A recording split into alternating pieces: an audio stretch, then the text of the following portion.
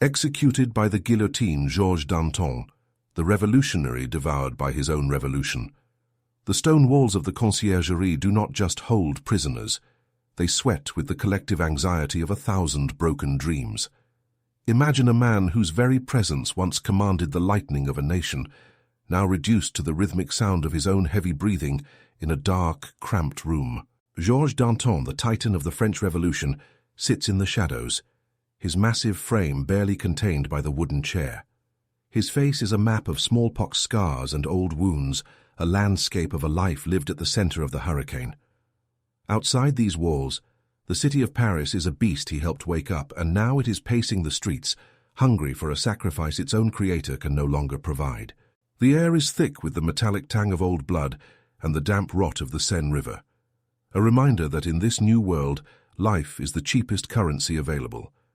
This is the moment where the architect of the terror begins to feel the cold breath of his own creation on the back of his neck. He can hear the distant rhythmic thud of the blade in the square, a sound that has become the heartbeat of the city. It is a mechanical, repetitive sound, devoid of passion or mercy. For years, Danton was the voice that gave that blade its purpose. He was the one who told the crowds that the old world had to be cut away to make room for the new. But in the silence of the cell, the logic of the revolution begins to strip away his titles and his legacy, leaving only a man who realized too late that he built a machine with no off switch. The tragedy of power is that it always demands a higher price than the one initially agreed upon. In the beginning, there was a sense of divine purpose, a belief that the suffering of the few would ensure the salvation of the many. Danton was the visceral heart of this belief. He was not a man of delicate theories or whispered conspiracies in quiet corners. He was a creature of the streets, a man of thunderous oratory and carnal appetites who could sway a mob with a single roar. When the Prussian army was at the gates and the monarchy was collapsing into the dust of history, Danton was the one who stepped into the vacuum. He was the man of August 10th, the figure who channeled the chaotic rage of the Parisian poor into a focused political force. He understood that a revolution is not a debate, it is an eruption. He moved through the smoke and the fury with a confidence that bordered on the supernatural, convinced that he was the master of the storm he had helped conjure. To understand the fall of Georges Danton, one must understand the chemical composition of the French Revolution itself. It was a reaction sparked by hunger and ignited by centuries of inequality, but it was sustained by a terrifying new form of logic, the logic of purity. In the early days, Danton was the indispensable man. He held the office of Minister of Justice, a title that felt like a dark joke in a city where the law was being rewritten in the blood of the aristocracy. He was the one who famously declared that to defeat the enemies of France, the nation needed audacity, more audacity, and always audacity.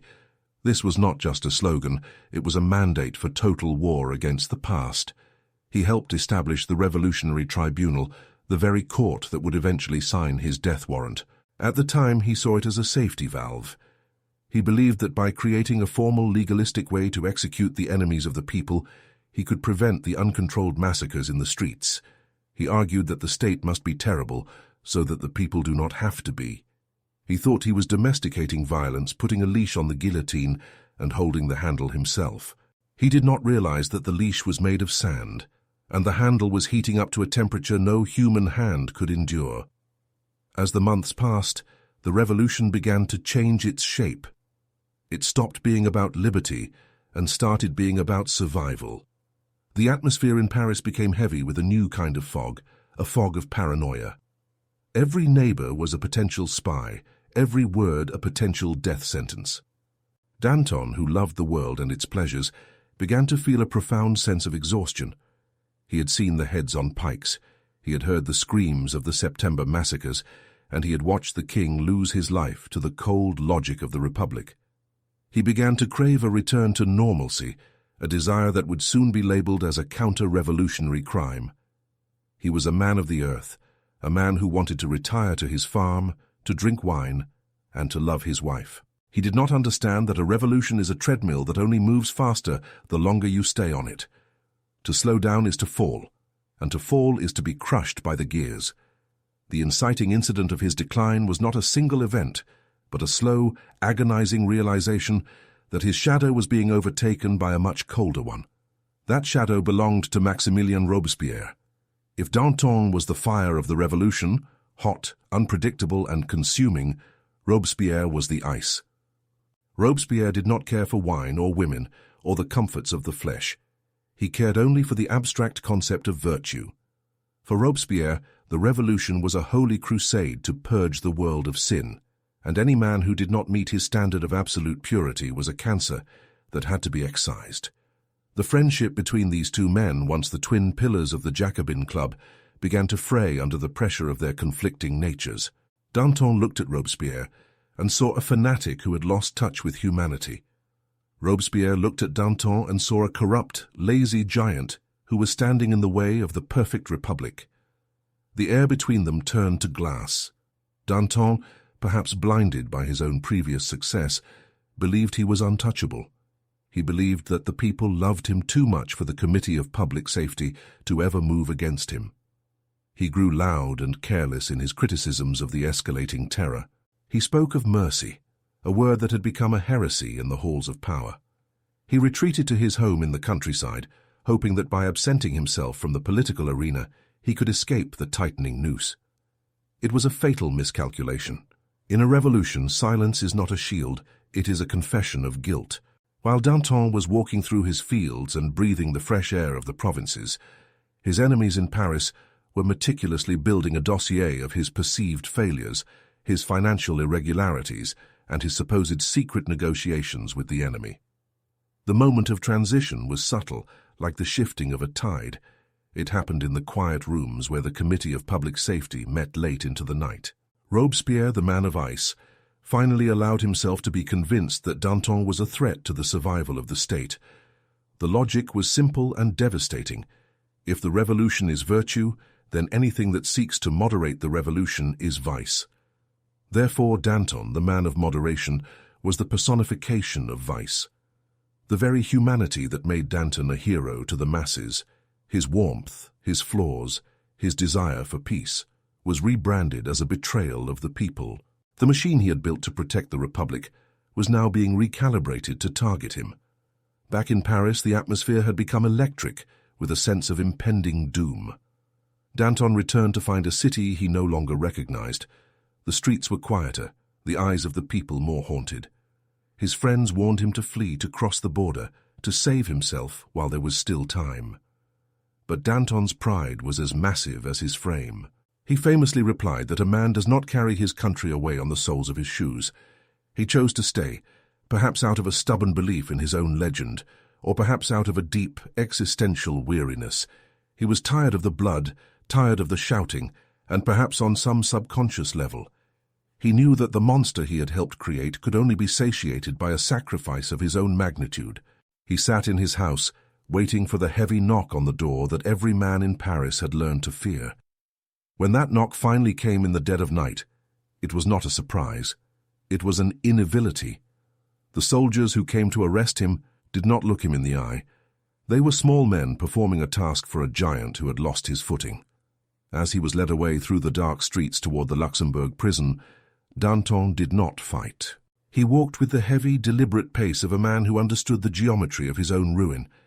He looked up at the stars, and then at the shuttered windows of the city, knowing that the people who had once cheered his name were now hiding behind their curtains, terrified that even looking at him might mark them for the same fate.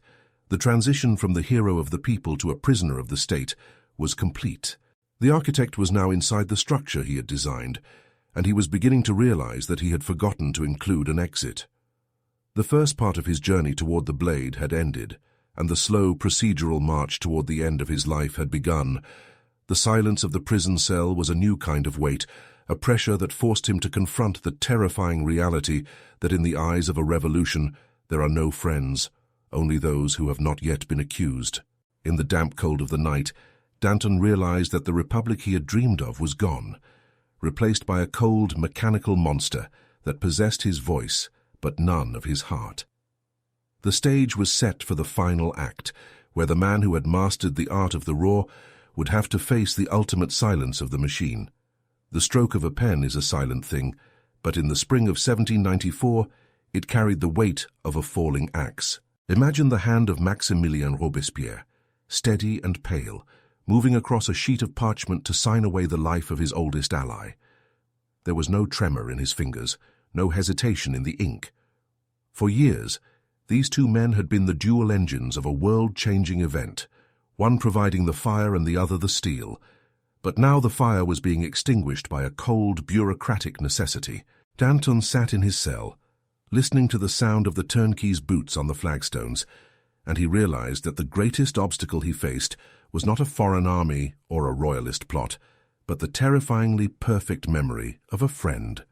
Every word he had ever spoken in the heat of passion, every joke he had made about the absurdity of the state, every coin he had taken to fund his lifestyle, it was all being gathered, catalogued, and sharpened into a weapon. The prison walls were not just made of stone. They were made of his own past mistakes. He was trapped in a labyrinth where the walls were closing in, and the architect of the maze was a man who believed that mercy was a form of treason. The situation was no longer about a clash of political ideals. It was a biological struggle for survival in an environment that had become toxic to anyone with a pulse. The Luxembourg prison was once a palace, a place of gilded mirrors and aristocratic laughter, but under the shadow of the terror, it had become a waiting room for the graveyard. Danton was not alone in his descent. Beside him was Camille Desmoulins, the boyish journalist whose pen had ignited the storming of the Bastille. Seeing Camille's terror was a new kind of torture for Danton. It stripped away his own bravado. The obstacles were no longer merely political. The Committee of Public Safety had stripped the accused of their right to a full defense. They were changing the laws of the trial even as the trial began, a desperate move to ensure that Danton's voice, that thunderous, earth-shaking voice, could not reach the ears of the people. The courtroom was being rigged with the precision of a clockwork trap. Witnesses were intimidated, evidence was fabricated, and the jury was hand-picked from the most fanatical ranks of the Jacobins. Danton found himself fighting a shadow. How do you argue against a man who claims to speak for the abstract will of the nation? How do you defend your life when the very act of defending it is seen as proof of your guilt? The walls of the cell felt colder every hour, not because of the weather, but because of the realization that the law he had helped craft was now a blind, unfeeling executioner. Inside the silence of his mind, Danton was replaying the tape of his life, looking for the exact moment the rot began. He thought of his first wife, Gabrielle, whose death had nearly broken him, and how he had dug her up from the grave just to see her face one last time. He was a man of visceral, messy emotions, a man who felt the world through his skin. He looked at the bars on the window and felt a profound sense of irony. He had fought to break the chains of the old regime, only to find himself in a cage of his own construction. He could almost hear Robespierre's voice in his head, that thin, high-pitched tone lecturing him on the necessity of sacrifice. Danton felt a surge of pure, unadulterated hatred, not for the revolution, but for the bloodless purity that was now presiding over it. He felt the weight of his own flesh, his own appetites, his own humanity. He realized that Robespierre didn't hate him for his crimes, he hated him for his life. He hated Danton because Danton could laugh, because Danton could eat with gusto, because Danton was a reminder that the people were not just abstract concepts, but living, breathing, flawed creatures. The emotional collapse was not a surrender. It was a realization that he was an anachronism. He was a man of the street in a world that was being turned into a temple of cold white marble. He felt a deep, aching regret for the lives he had signed away during his own time in power, understanding that every head that rolled into the basket had a story, a family, and a fear just as sharp as his own. The turning point arrived with the opening of the trial at the Revolutionary Tribunal. Danton decided he would not go quietly. When he was asked for his name and residence, he replied with a roar that shook the windows of the Palais de Justice. "My name is Danton. My residence will soon be in nothingness, but my name will live in the pantheon of history." For a moment the old magic returned. The crowd in the galleries, the very people who had been taught to hate him, began to stir. His voice, seasoned by years of oratory, bypassed the judges and spoke directly to the soul of Paris. He accused his accusers. He turned the trial into a theater of defiance, exposing the cowardice of the committee. The judges grew pale. They realized that if Danton continued to speak, the mob might turn, the guards might drop their muskets, and the entire structure of the terror might collapse under the weight of one man's charisma. This was the moment of maximum danger for the state. To counter him, Saint-Just, the angel of death and Robespierre's most loyal lieutenant, rushed to the convention with a manufactured report of a prison conspiracy. He claimed that Danton and his associates were planning a violent breakout. Based on this lie, a new decree was passed. Any prisoner who insulted the dignity of the court would be barred from speaking. It was the ultimate gag. The turning point was not a change of heart, but a final, desperate act of judicial murder. Danton looked at the piece of paper that silenced him and realized the game was over. The logic of the machine had triumphed over the power of the human voice. He was no longer a defendant. He was a ghost waiting for a blade. The courtroom was a sea of faces, a mixture of bloodlust and terror. The jurors sat like statues, their eyes fixed on the man they had been ordered to destroy.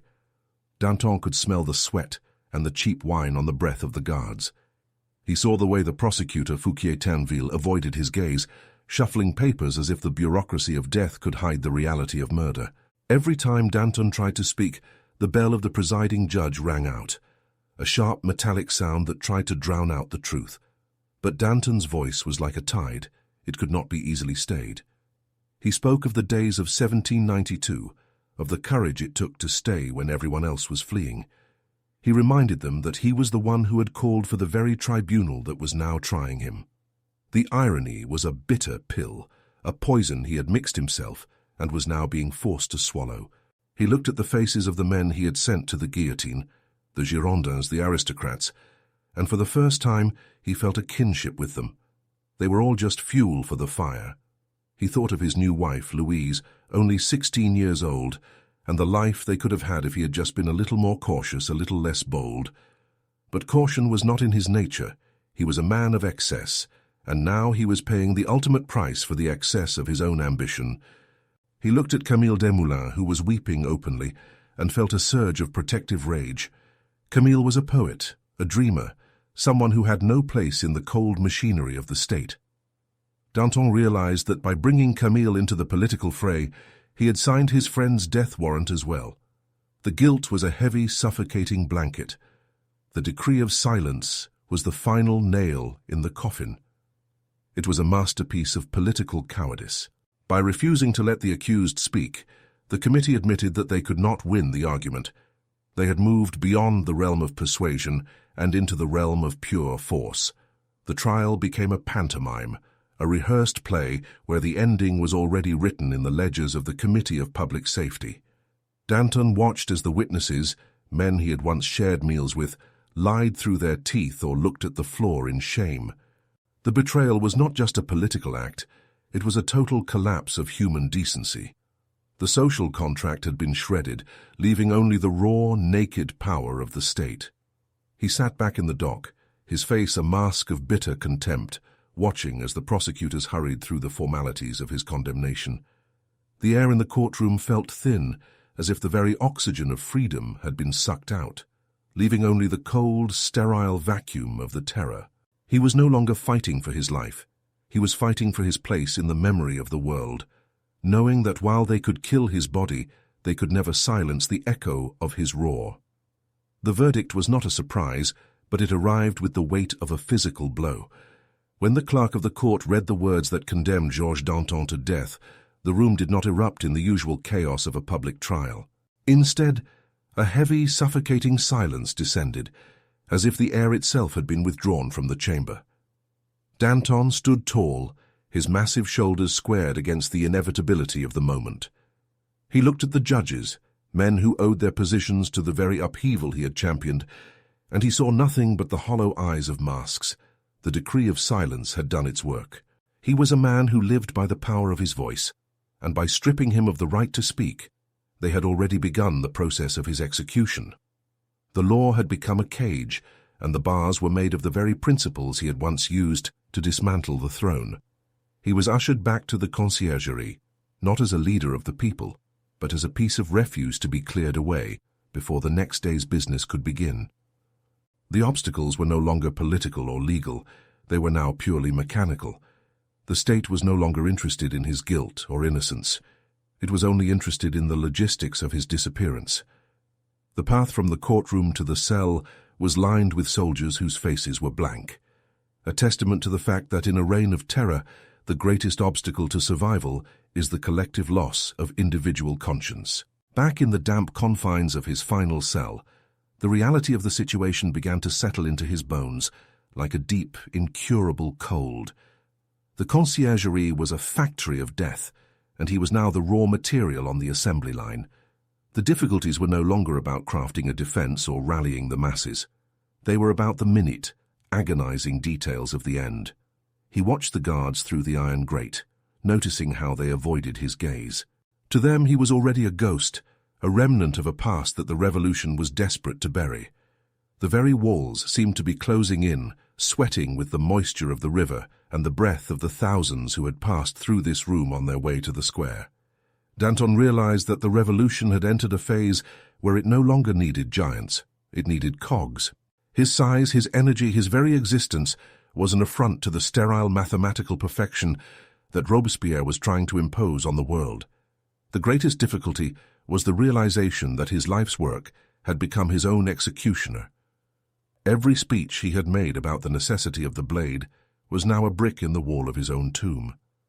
He was trapped in the center of a paradox. He had fought for the freedom of the people, but the people were now the ones who would watch him die with a mixture of apathy and morbid curiosity. In the silence of the night, Danton's mind became a theater of ghosts.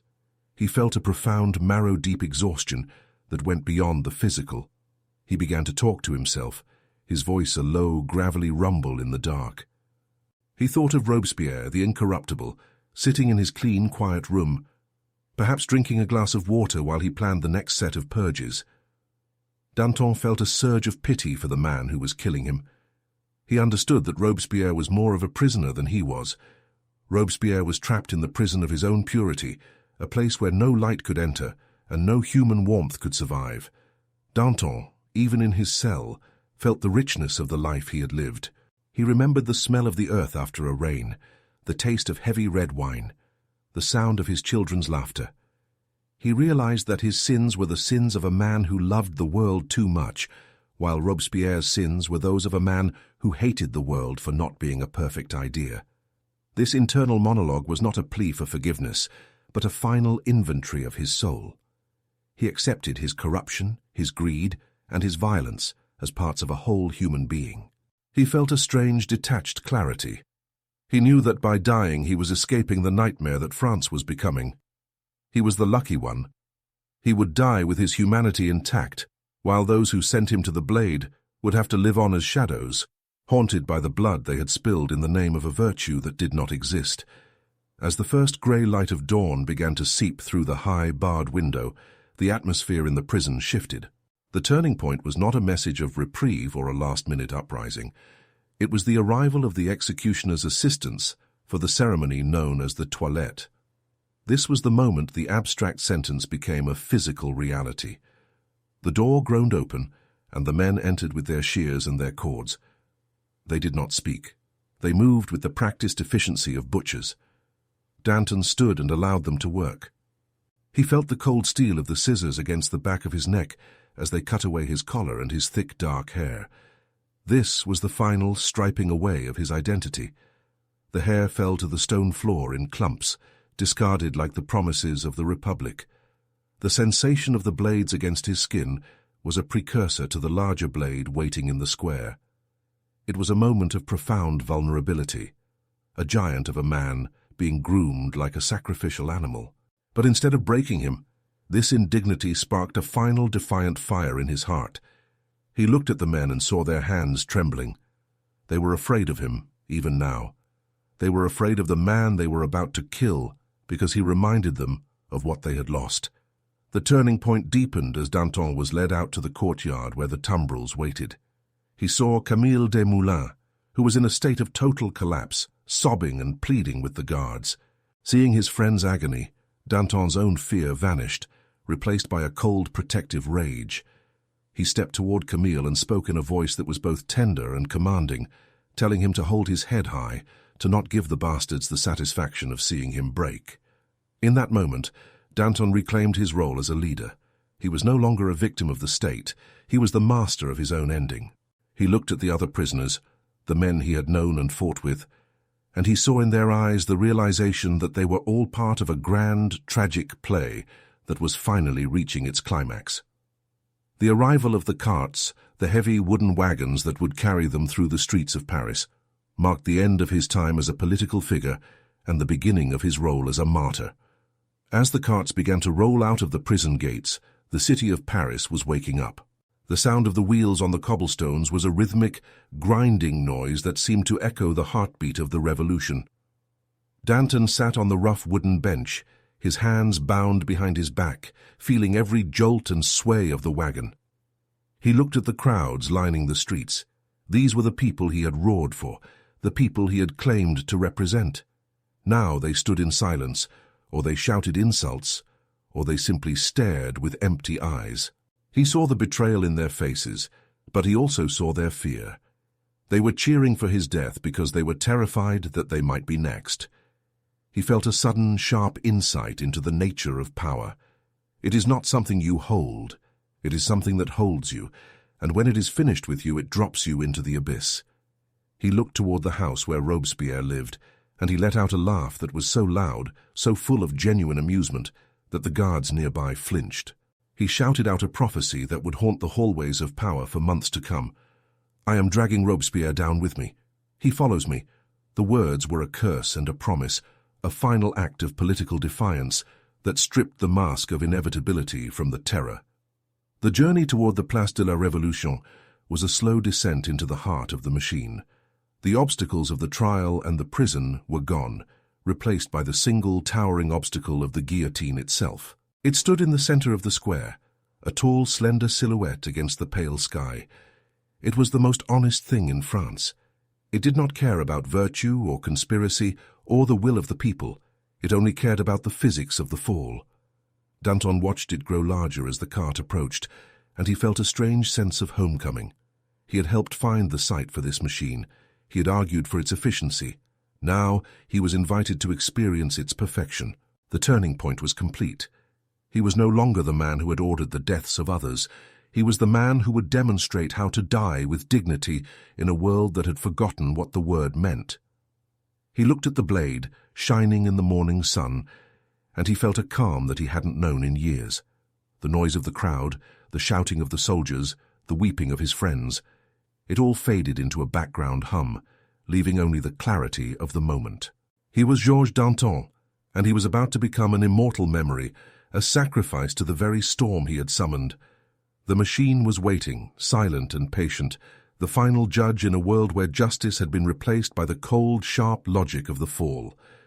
The wood of the scaffold is stained a deep, dark crimson that never truly dries. It is a porous, hungry surface that has drunk the blue blood of kings and the bitter sweat of revolutionaries alike. As the tumbril grinds to a halt at the foot of the structure, Georges Danton looks up and finds himself staring into the eyes of the machine. The guillotine does not blink. It stands there, a skeletal frame against the fading light of the Parisian sky, its heavy steel blade held aloft by nothing more than a thin hemp rope and a trigger. The crowd is a sea of noise, a chaotic blend of jeers, whistles, and the occasional sob, but to Danton it all sounds like distant thunder. He is a man who spent his life translating the roar of the masses into the language of power, but now the translation is over. There is a terrifying intimacy in this moment, a private contract between the creator and his most efficient creation. The air smells of damp earth and the metallic tang of the basket, a scent that marks the boundary between the world of the living and the silence of history. He feels the weight of his own body as he steps off the cart, his boots hitting the ground with a heavy final thud. Every step toward the stairs is a rejection of the past and an embrace of the inevitable. The stairs creak under his massive frame, a groaning protest from the wood that seems to mirror the collective exhaustion of the nation. This is the peak of the mountain he helped build, and the only way down is through the air. The ascent is slow, deliberate, and devoid of the theatricality that once defined his public appearances. Beside him, the executioner Sanson moves with a professional, almost tender precision. Sanson is the silent priest of this new religion, a man who has perfected the art of the sudden end. Danton notices the way the executioner's hands move, steady and practiced, devoid of any malice. There is no hatred on the scaffold, only the cold procedural application of a logic that has reached its ultimate conclusion. Danton looks out over the Place de la Révolution, seeing the faces of the people who once carried him on their shoulders. They are small now, diminished by the height of the platform and the shadow of the blade. He thinks of Robespierre, the pale, thin man who is likely sitting in a quiet room somewhere, listening for the sound of the falling steel. He realizes that Robespierre has won the battle of ideas, but he has lost the battle of humanity. By choosing the blade over the heart, the incorruptible has turned the Republic into a graveyard. Danton feels a strange sense of victory in his own defeat. He is dying because he was too human for a world that demanded perfection. He is the sacrifice that proves the god is a monster. The moment of the peak is a suspension of time itself. Danton stands at the edge of the mechanism, the cold wind of the square whipping against his scarred, powerful face. He sees the basket, filled with fresh sawdust, waiting to catch what remains of him. He sees the grooves in the wooden uprights, worn smooth by the repeated travel of the blade. This is the heartbeat of the terror, a rhythmic mechanical pulse that has replaced the messy, unpredictable life of the streets. He is asked if he has any last words, and for a heartbeat the old fire returns to his eyes. He looks at Sanson, the man who will pull the lever, and delivers his final command. "Show my head to the people." It is worth it. It was not a plea for fame, but a final, defiant act of political theatre. He wanted the people to see the face of the man who had dared to be flawed, the man who had dared to suggest that the revolution should be about life, not just death. He was giving them one last image to burn into their collective memory, a reminder that the giants they created could be broken, but they could never be silenced. The fall is not a movement. It is a collapse of the universe into a single point of impact. Danton is placed on the bascule, the wooden board that swings him from the vertical to the horizontal. He feels the rough grain of the wood against his chest, the final embrace of the physical world he loved so much. His neck is positioned in the lunette, the small wooden hole that holds the victim in place. For a few seconds he is staring directly down at the sawdust. He can see the splinters in the boards and the small dark spots where previous lives have left their mark. The world is reduced to the sound of his own breath and the distant click of the release mechanism. Then, the sound.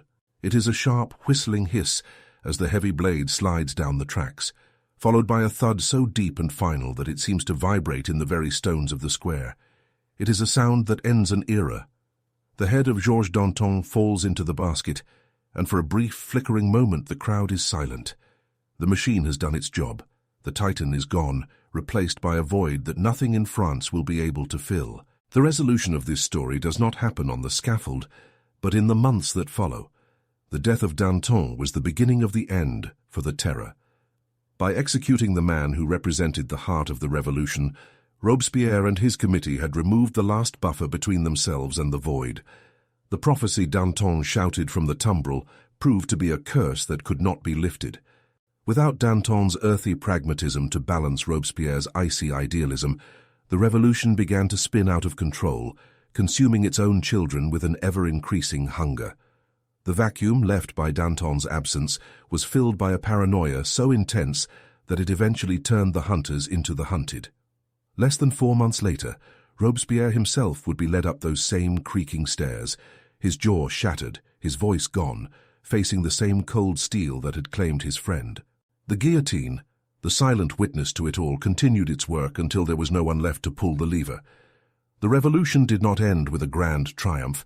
It ended in a state of existential exhaustion, leaving a nation scarred, weary, and ready for the rise of a new kind of tyrant who would replace the blade with the cannon. The story of Georges Danton is more than a historical account of a failed politician. It is a study in the terrifying momentum of political purity. It reveals that power, when stripped of its humanity, becomes a self-correcting machine that eventually destroys its own operators. Danton believed he could use violence as a tool, a surgical instrument to save the Republic. He failed to understand that violence is not a tool, it is a living entity that grows according to its own logic. His final mistake was not his corruption or his desire for peace, it was the belief that he could control the fire he had started. His death reveals the ultimate truth of the French Revolution, that in the search for a perfect world, we often destroy the very things that make life worth living. We trade the messy, beautiful reality of human imperfection for the cold, sharp certainty of the blade. Now, as we look back across the centuries at the shadow of the guillotine, we are forced to confront the uncomfortable reflections it casts upon our own time. History does not just execute kings and revolutionaries, it records the choices of ordinary people who believed they were safe. When the law becomes a weapon and the state begins to speak in the language of absolute virtue, where do you stand? Danton's fall was made possible not just by the ambition of Robespierre, but by the silence of the thousands who watched him pass in the tumbril. They were the ones who allowed the machine to keep running, believing that if they remained quiet, if they complied with the new logic, they would be spared. But the machine has no memory and no loyalty. It only has a hunger. What would you have done in that position? Would you have been the one shouting insults at the man who once fought for you? Would you have been the one hiding behind your curtains, hoping the soldiers would pass your door? At what point does the desire for survival turn into a form of complicity? We like to believe that we would be the heroes, the ones who stand up and stop the wheels from turning. But history suggests that most of us are simply the sawdust in the basket, waiting for our turn. The story of Georges Danton is a mirror, forcing us to look at the fragility of our own convictions and the terrifying speed with which a society can descend into a cannibalistic ritual of purification. It reminds us that the line between the executioner and the condemned is drawn in disappearing ink, and that the only thing standing between us and the blade is our willingness to recognize the humanity in our enemies.